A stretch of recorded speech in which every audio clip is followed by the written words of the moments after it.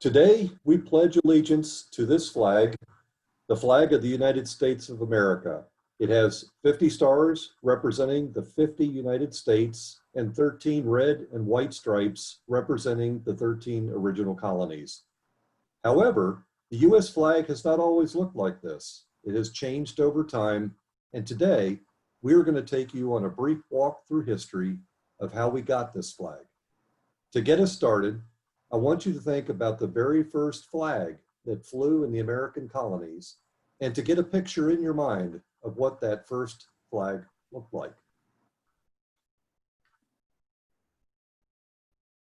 Did it look a little bit like this? Maybe you were thinking of another flag, but this is the British flag, and it flew over the colonies for nearly 170 years, from 1607 till 1775.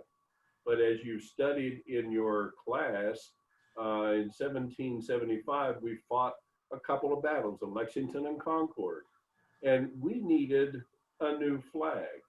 But this was our flag for 170 years. George,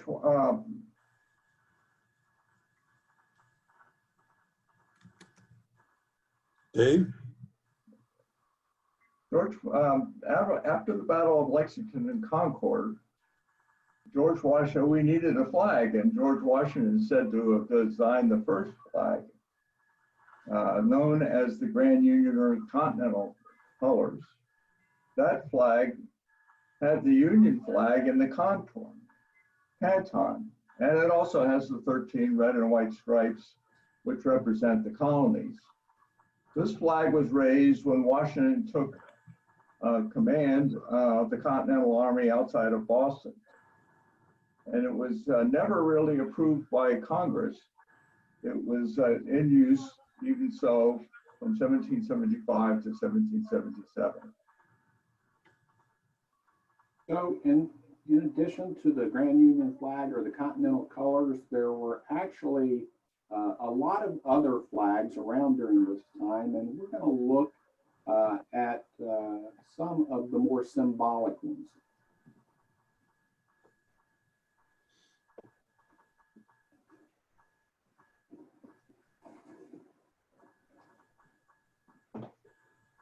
The first flag we want to look at is known as the Gadsden Flag, and I'm sure many of you have seen this flag, recognize this flag. This is actually an official license plate in Virginia, and you'll notice the rattlesnake on this flag was a very important symbol during the American Revolutionary War. As you know, a rattlesnake can be very scary, but generally a rattlesnake will not bother you unless you bother it first. And it has a rattle to let you know if you're bothering it. And that's exactly what we were telling the British during this time. Look, you're stepping on our liberties, you're treading on our rights, and if you do not stop, we will strike back. Hence the language, don't tread on me. And if you look very closely at this rattlesnake, one of the very cool things about it is the rattle. And you'll notice it actually has 13 notches on it for the 13 colonies.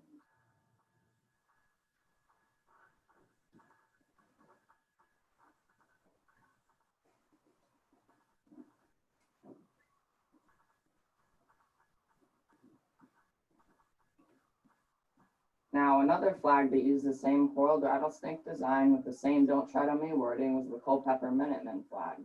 And the Culpepper Minutemen were formed in Virginia in July of 1775, shortly after Patrick Henry's famous "Give Me Liberty or Give Me Death" speech. So therefore, liberty or death became their motto. They proudly marched this flag in the Battle of Great Bridge of 1775.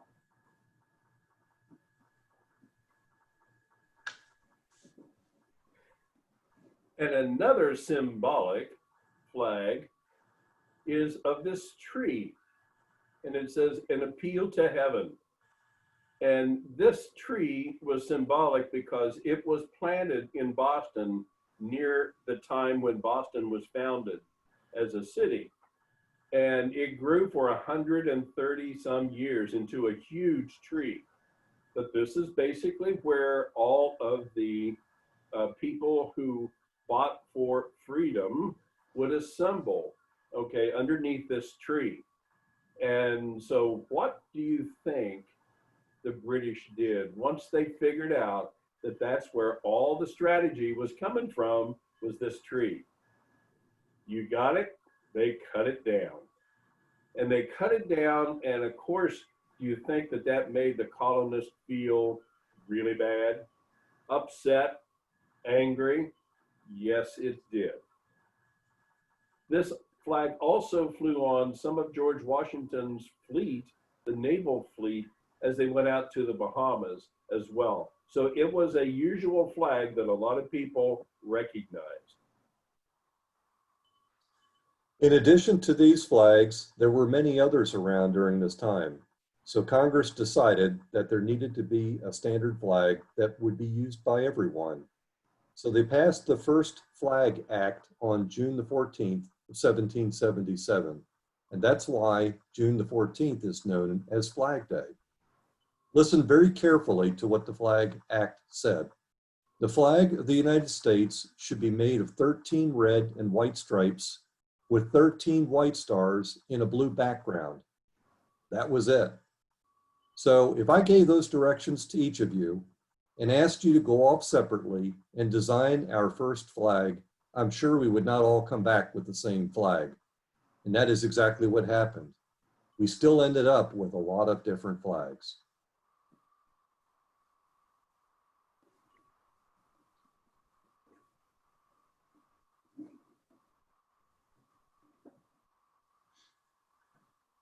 One of the very first flags that came out of that Flag Act was this one. And this should look very familiar to you. I'm sure all of you recognize this flag. This is known as the Betsy Ross flag.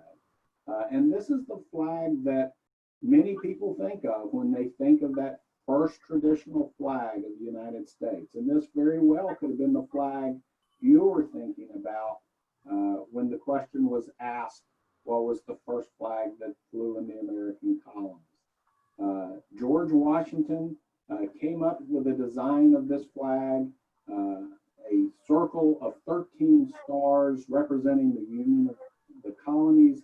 And he took this design to Betsy Ross and asked her to design and make the flag. And he asked her to put 5-pointed stars or 6-pointed stars on this flag. And if you look very closely, you'll notice it does have 5-pointed stars. And that's because Betsy Ross said, if we're going to make a lot of these flags, let me do what I do best. It's much easier for me as a seamstress to cut 5-pointed stars rather than 6-pointed stars. And so that's why we ended up with this design of the Betsy Ross flag. Another flag coming out of the first Flag Act was called the Hopkinson's flag. And it's named after Francis Hopkinson, who was a signer of the Declaration of Independence and a member of Congress. And he asked Congress for payment for this design, and they granted it to him. So it's considered an official flag. And you'll see that this flag is very similar to what we have today. It has the 13 red and white stripes, and it has the stars in the canton. But if you look closely, it has 6-pointed stars.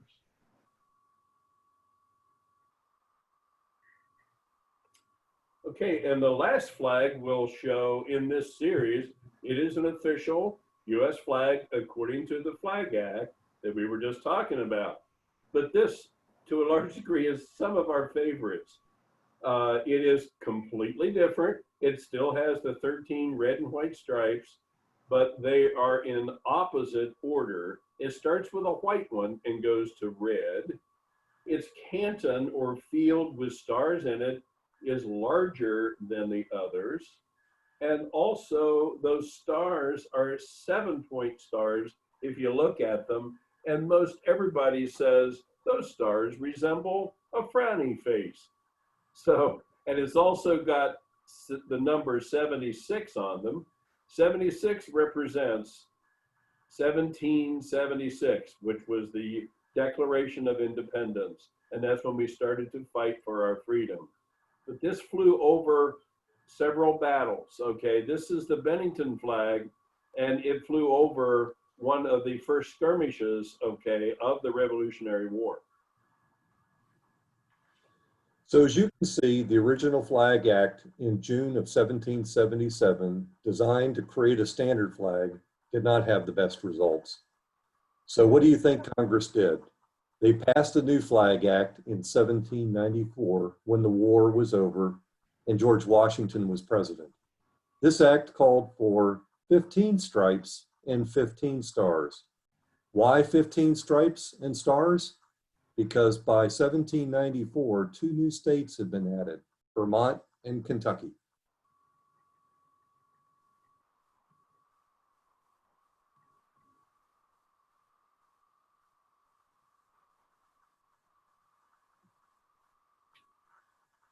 So this is that 15 stripe, 15 star flag.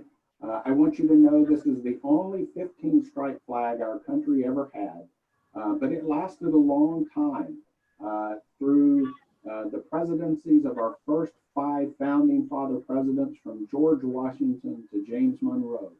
And James Monroe was actually the last president who have actually served in the Revolutionary War, having served in the 3rd Virginia line.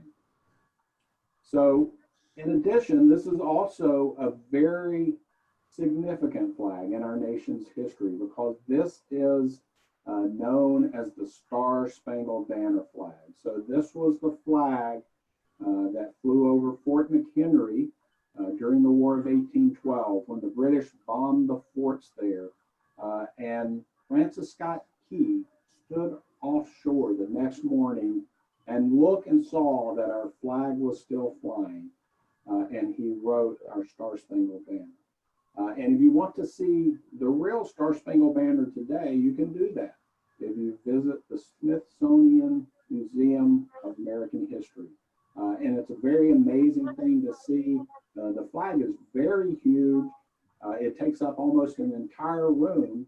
And although it has been restored, it is still very fragile and still very tattered and torn. And it's a very amazing thing to see. Finally, in 1818, about 25 years after the adoption of that flag, and James Monroe was still president, Congress was faced with a problem. They now had 20 states. And so what they had to decide what to do with the flag.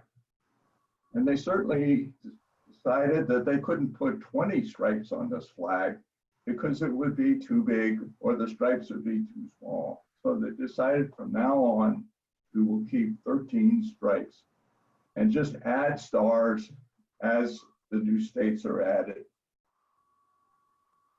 And so the last flags that were added was Hawaii in 1959 and Alaska in 1960.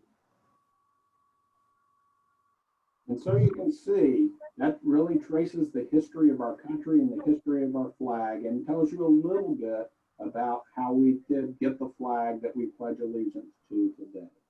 So that concludes our program on historic American flags, and we thank you for letting us join you today.